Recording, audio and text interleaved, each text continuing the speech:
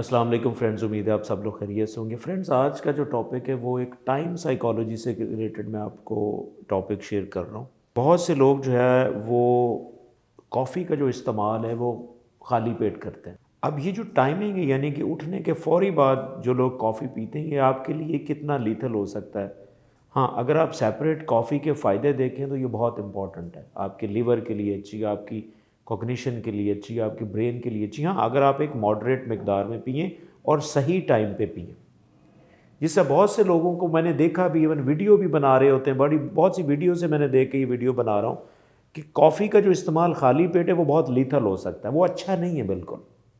इसकी वजह ये है कि अगर आप एक सर्केडियन साइकोलॉजी या सर्केडियन रिदम को अगर आप समझते हैं कि आपकी बॉडी में बहुत सी चीज़ों के ना रिदम्स होते हैं, आपकी बॉडी में केमिकल्स रिदम्स में चलते हैं। जिस तरह का केमिकल होता है जिसे हम कॉर्टिसोल कहते हैं, ये स्ट्रेस हार्मोन भी कहते हैं। ये जब आप उठते हैं ना, उठने के फौरी बाद ये जो हार्मोन है ये पीक पे होता है। इसलिए आपने देखा भी होगा कि अब ये कॉर्टिसोल स्ट्रेस हार्मोन है और उठने के बाद ये पीक की तरफ होता है, ज़्यादा होता है। अब इसलिए आपने देखा भी होगा कि सुबह के टाइम हार्ट अटैक ज़्यादा होते हैं। उसमें कार्टिसोल भी एक फैक्टर काउंट होता है हार्ट अटैक के लिए ज़्यादा। अब अगर आप खाली पेट, पहले ही कार्टिसोल ज़्यादा है और आप साथ कैफ़ीन ले लेते हैं, यानी कि कोई भी कैफ़ीनेटेड चीज़, ज़ाहिर है कॉफ़ी हो सकती है या कैफ़ीनेटेड दूध भी हो सकता है, या हर वो चीज़ जिसमें कैफ़ीन होती है वो अच्छा नहीं है। क्यों? कैफ़ीन जब भी आप लेते हैं, स्पेशली ज़ाहिर है आप कॉफ़ी लेते हैं मॉर्निंग में खाली पेट, तो कैफ़ीन जो है वो कॉर्टिसोल को बढ़ाती है।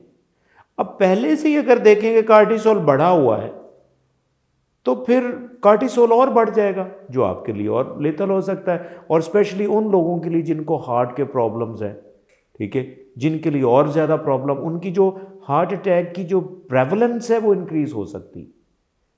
अब क्वेश्चन ये है कि आपने कॉफ़ी का इस्तेमाल कब करना। देखें, जैसे मैंने मॉर्निंग में खाली पेट में कॉफ़ी को डिस्करेज किया है, इसी तरह मैं कॉफ़ी को सोने से पहले भी डिस्करेज करता हूँ। क्यों? जब आप सोने जा रहे होते हैं, सोने से पहले आपका मेलाटोनिन जो है, स्लीप हार्मोन रिलीज़ होना शुरू हो चुका होता है।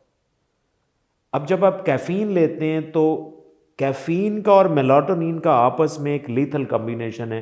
कैफ़ीन होगी तो मेलाटोनिन कम होगा, यानी कि आपका जो स्लीप पैटर्न है या स्लीप का जो साइकिल आने वाला है, स्लीप रिदम स्टार्ट होने वाला, वो डिस्टर्ब हो जाएगा और आपको नींद नहीं आएगी। अब ये दो टाइम तो ऐसे हो गए कि आप कॉफ़ी की तरफ ना जाएं। अब कॉफ़ी बनती कहाँ पे है? आप उठते हैं, आप ब्रेकफास्ट करें, यानी कि आप पानी से स्टार्ट लें, ब्रेकफास्ट रूटीन वाला करें। ब्रेकफास्ट के बाद आप सुकून से कॉफ़ी ले सकते हैं, यानी कि आपका दिन बहुत अच्छा स्टार्ट हो सकता है। आपको कॉग्निशन आपकी बेहतर होगी, फोकस बढ़ेगा, लर्निंग बढ़ेगी। और जैसे ही आप आगे जाते हैं, यानी कि दोपहर की तरफ जाते हैं जहाँ पे आप फिर डाउन फील करते हैं, एक कॉफ़ी आपको वहाँ पे मिल जाए तो आपका अगला जो वर्किंग डे होता है वो और बेहतर हो सकता है। हाँ, जैसे ही आप इवनिंग आवर्स की तरफ जाते हैं आप इसको ना लें। तो usually I recommend 2 standard cup of coffee in a day. इससे आप ज़्यादा लेंगे तो ये ज़्यादती की तरफ जाता है। और आपकी टाइमिंग भी बहुत इंपॉर्टेंट है जो मैंने आपको बताई।